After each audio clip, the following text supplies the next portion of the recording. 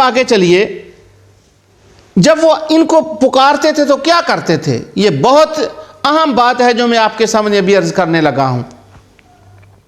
اللہ تعالیٰ نے ارشاد فرمایا اتدعون بعلا وتذرون احسن الخالقین، یہ سورہ صافات کی 125 آیت ہے۔ اتدعون، میں نے بتایا نا، تدعو یدعو کو یاد رکھنا، پکارنا۔ وہ کیسے پکارتے تھے؟ اتدعون بالا، وہ بال کو پکارتے تھے، وتذرون احسن الخالقین، اور اللہ کا تو وہ نام ہی نہیں لیتے تھے، بس ان کو پکارتے تھے، اور خدا کو جو احسن الخالقین، کائنات کو پیدا فرمانے والا ہے، اس کو وہ چھوڑ دیتے تھے۔ اب یہاں یہ بات قابل توجہ ہے کہ جب ہم میلاد النبی صلی اللہ علیہ وسلم کے جلسہ میں نعرہ مارتے ہیں، پکارتے ہیں، تو کہتے ہیں نعرہ تکبیر، اس کا جواب ہوتا ہے اللہ اکبر، اور نعرہ رسالت، اس کا جواب ہوتا ہے یا رسول اللہ۔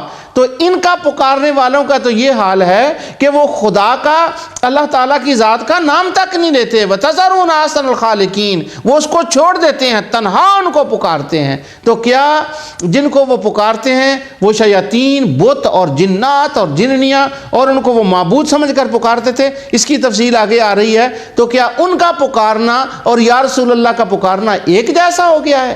اللہ اکبر۔ آگے سیدنا ابراہیم علیہ السلام سورہ شعراء کے اندر ابراہیم علیہ السلام فرماتے ہیں اذ قال لأبیہ وقومہ ما تعبدون، اے میرے باپ یعنی چچا آزر، تم ایسی چیز کی عبادت کرتے ہو؟ قال هل يسمعونکم اذ تدعون، کیا تم ایسوں کو پکارتے ہو جو وہ سن ہی نہیں سکتے؟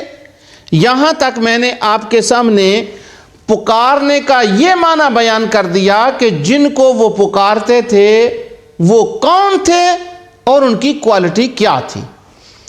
اب اس کے بعد دوسرا مرحلہ جو آ رہا ہے، اس کے اندر میں آپ کو یہ بتاتا ہوں کہ وہ کس نیت سے پکارتے تھے۔ جیسے میں نے ابتدا میں کہا کہ وہ ان کو معبود سمجھ کر پکارتے تھے، یا ان کو صالح اور نیک سمجھ کر پکارتے تھے؟ کیا سمجھتے تھے ان کو؟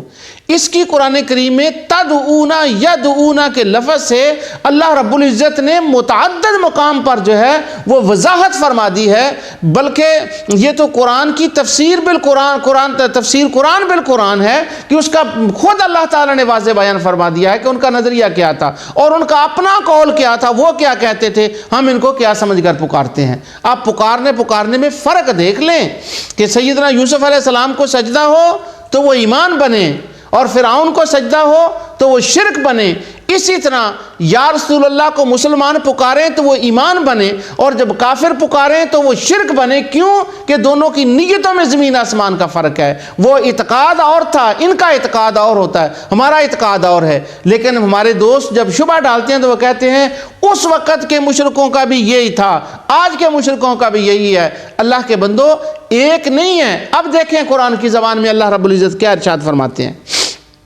اللہ تعالیٰ فرماتا ہے سورہ عنکبوت اور آیت 17، سیدنا ابراہیم علیہ السلام فرماتے ہیں انما تعبدون من دون اللہ اوثانا، اللہ تعالیٰ کو چھوڑ کر تم ان بتوں کی عبادت کرتے ہو، یعنی وہ ان کی عبادت کرتے تھے، اور عبادت کا لفظ موجود ہے۔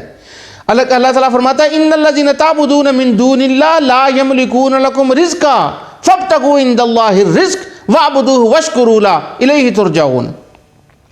اللہ تعالیٰ کے سوا جن کی تم عبادت کرتے ہو، تعبدونا، اب میں نے کہا تھا نا کہ تدعونا کا معنی ہے تعبدونا، تدعونا کا معنی تعبدونا، یعنی وہ تدعونا کا معنی پکارنا سرے سے ہے ہی نہیں، یا رسول اللہ کہنا ہے ہی نہیں، یا علی کہنا ہے ہی نہیں، یا غوث کہنا، یہ ہے ہی نہیں معنی، بلکہ اس کا معنی ہے عبادت کرنا۔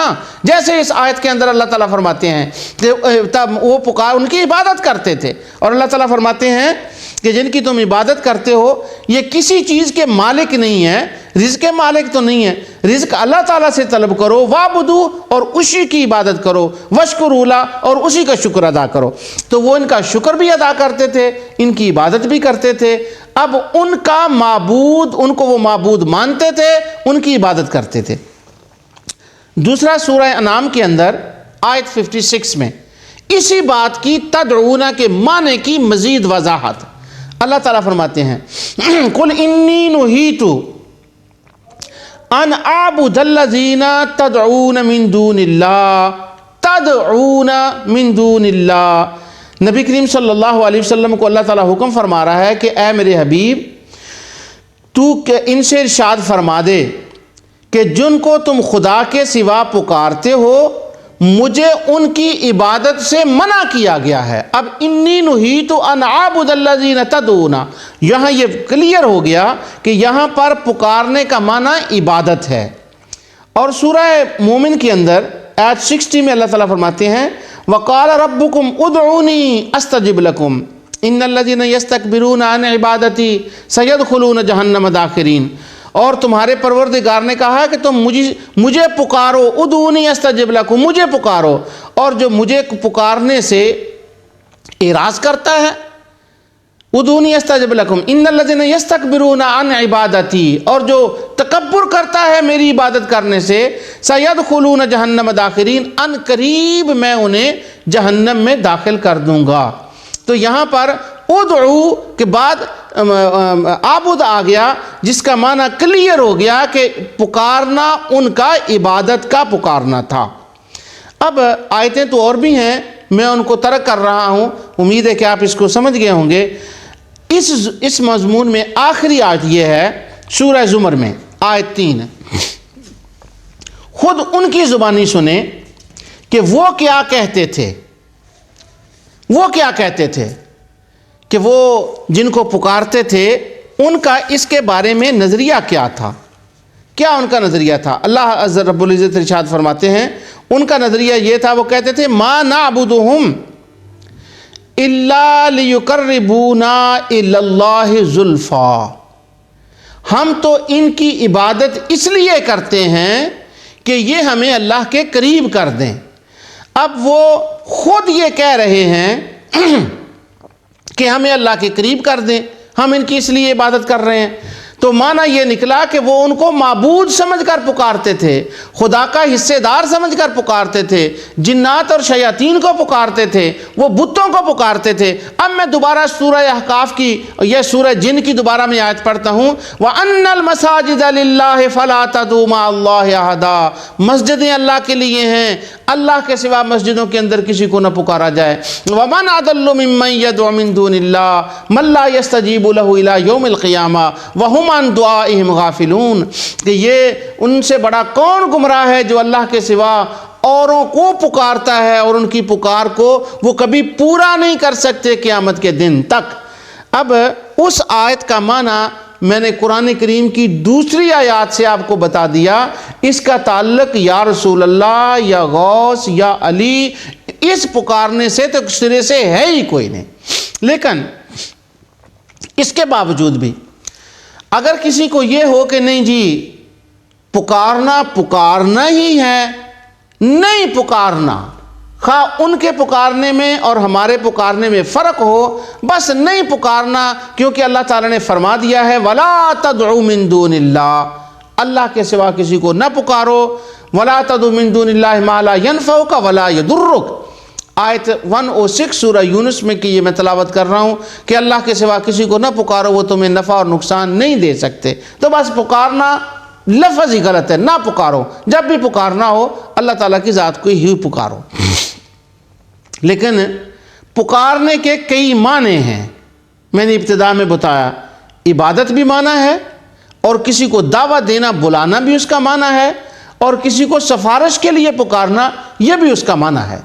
اب ہم اس طرف آتے ہیں کہ پکارنے کے دوسرے معنی کیا ہیں، اور جب مسلمان پکارتے ہیں تو ان کا وہ معنی مراد ہوتا ہے جو مسلمانوں کے عقیدے اور نظریے کے مطابق ہوتا ہے، اور یہ یدو اور تدو کی بحث آپ کے سامنے میں بیان کر رہا ہوں۔ اب انٹرسٹنگ بات سنیے کہ یدو اور تدو اور پکارنے کا کیا معنی ہے، دوسرا معنی اس کا کیا ہے۔ قرآن کریم کی یہ مشہور آیت ہے 260، آپ میں سے اکثر و بیشتر ناظرین میں سے اس آیت کی آپ نے درجنوں مرتبہ، سینکڑوں مرتبہ علماء سے تلاوت سنی ہوگی۔ اللہ تعالیٰ فرماتے ہیں وَإِذْ قَالَ إِبْرَاهِيمُ رَبِّ أَرِنِي كَيْفَ تُحْيِي الْمَوْتَى، حضرت ابراہیم علیہ السلام نے اللہ تعالیٰ کی بارگاہ میں یوں عرض کیا یا اللہ مجھے دکھا کہ تو کیسے زندہ کرتا ہے مردوں کو۔ قال اولم تؤمن، اللہ تعالیٰ کی طرف سے ارشاد ہوا کیا تیرا یقین نہیں ہے؟ قال بلا، یا اللہ میرا یقین ہے، ولکن لیطمئن قلبی، لیکن میں اطمینان قلب کے لیے یہ عرض کر رہا ہوں۔ ارشاد ہوتا ہے قال فخذ، اللہ تعالیٰ کی طرف سے قال فخذ اربعة من الطیر فصرهن الیک ثم اجعل علی کل جبل منہن جزءا، 4 پرندے لے لے اور ان کو مکس کر لے، تھوڑے سے تصرف کے ساتھ، مفسرین کی رائے کے ساتھ ان کو ذبح کر لے، ان کا گوشت کو مکس کر لے اور ان کو پہاڑوں کے اوپر رکھ دے اور ان ہر ایک کا جز جو ہے الگ الگ کر دے۔ پھر کیا کر، ثم ادعوہن یأتینک سعیا، پھر تو ان کو پکار اور وہ تیری طرف دوڑتے ہوئے آئیں گے۔ یہاں ادعوہن آ گیا کہ تو ان کو پکار، تو جب ان کو ابراہیم علیہ السلام نے پکارا تو وہ زندہ ہو کر ابراہیم علیہ السلام کے پاس آ گئے۔ اب جن احباب کو یہ یقین نہیں آتا کہ پکارنے کا کوئی معنی قرآن میں اور بھی ہے، تو یہاں ابراہیم علیہ السلام مردہ چڑیوں کو، مردہ پرندوں کو پکار رہے ہیں اور اللہ کے حکم سے پکار رہے ہیں۔ ثم ادعوہن، ان کو وہ پکار بھی رہے ہیں اور وہ مردے سن بھی رہے ہیں اور وہ چڑیاں زندہ ہو کر ابراہیم علیہ السلام کے پاس بھی آ رہی ہیں۔ تو اگر پکارنے کا صرف معنی عبادت ہی ہے تو کیا معنی ہوگا کہ ابراہیم علیہ السلام نے مردوں کو جب پکارا، چڑیوں کو پکارا، تو ابراہیم علیہ السلام تو شرک کے مرتکب ہو گئے، انہوں نے تو شرک کر ڈالا۔ یہاں پر تو ہمیں بہت ابراہیم علیہ السلام کے لیے سوری فیل کرنا چاہیے کہ ان سے نعوذ باللہ شرک ہو گیا۔ یہاں وہ میرا موضوع نہیں، آگے چل کر آئے گا۔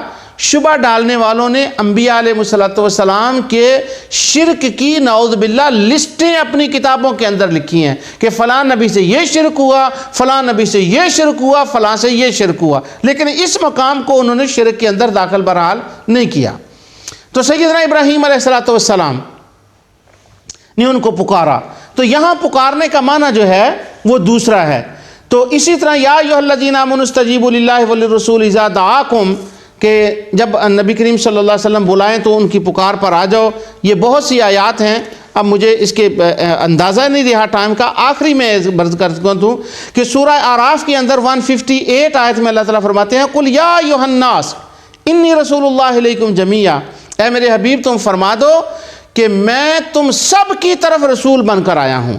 اب یہ جو فرمایا گیا تم سب کی طرف رسول بن کر آیا ہوں، یہ قیامت تک کے لیے فرمایا گیا کہ جتنے لوگ ابھی آنے والے ہیں ان کو نبی کریم صلی اللہ علیہ وسلم نے یا کہہ کر بلایا اور ان کو پکارا۔ اس کا وہ موجود بھی نہیں تھے، وہ ابھی پیدا بھی نہیں ہوئے تھے، تو ان سب کو پکارا۔ لیکن رسول اللہ صلی اللہ علیہ وسلم نے جب ان کو پکارا اور بلایا اور ان کو مخاطب ہوئے، نہ آپ کی نیت ان کی عبادت کی تھی، نہ آپ ان کو معبود سمجھتے تھے، لہٰذا اگر کسی کو معبود سمجھے بغیر پکارا جائے اس کا معنی اور ہوتا ہے۔